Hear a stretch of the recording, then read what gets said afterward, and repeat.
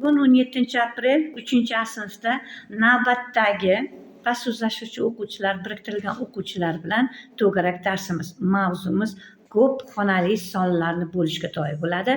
Hozir biz o'quvchilar ikkita guruhga bo'lindik. Qiz bolalar Elbek boshchiligida Islom va bular Azizbekka biriktirilgan o'quvchi. Bu yerda esa Nabijanova bu so'zlashuvchimizga, bu yerda Rayhona bilan Madina biriktirilgan o'quvchi. Xo'p, mana bu ko'rib turibsiz. Ko'rib turganingizdek, mana doskaga qarang. Kiyimlar turibdi, shortik va maykalar. Endi hozir didaktik o'yinimiz mos kiyimni top o'yini bo'ladi.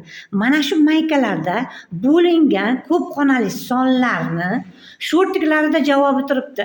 Kiyimlarni moslashtirishingiz kerak bo'ladi. O'yin sharti tushunarlimi? O'yin sharti kim ko'p ko'ylak yig'ish.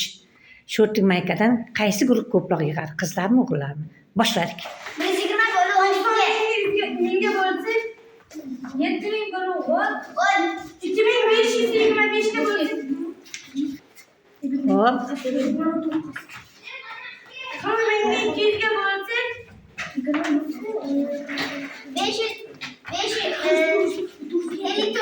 bölü 100 500. 30.000'ni 1000'ge bölsek 7000 bölü 10 700.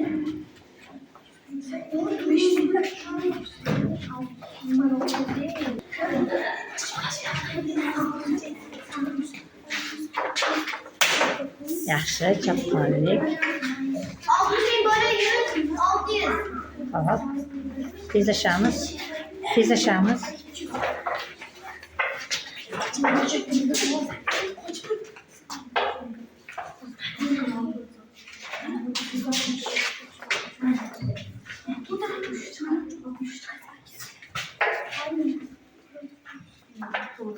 Nargi guruhda bo'lsa olishga haqqimiz bor.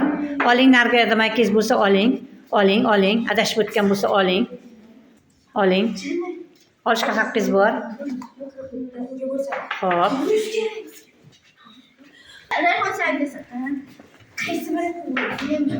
Bu 90 ishdan yetmayapti.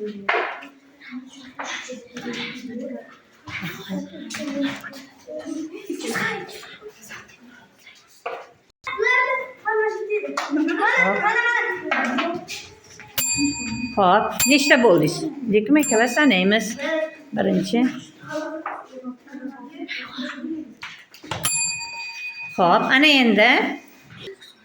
Hop, tekshiramiz, to'g'rimi? To'g'rimikan? Tekshirib olamiz. Hop, qizlar nechta bo'ldi? Qizlar?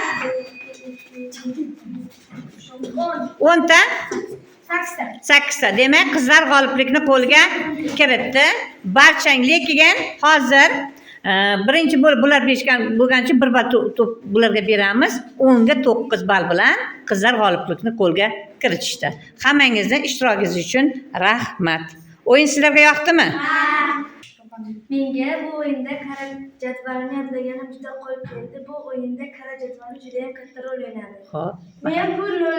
Men bu ko'p xonali sonlarni 0 ga bo'lib hisoblaganim uchun menga qara jadvali juda ham qo'l keldi. Juda ham 0 bilan tugagan sonlarni bo'lganda, albatta 0'lari bilan 0'larni nima qilib ketadi, qisqarib ketar edi. Ishtirokingiz uchun rahmat.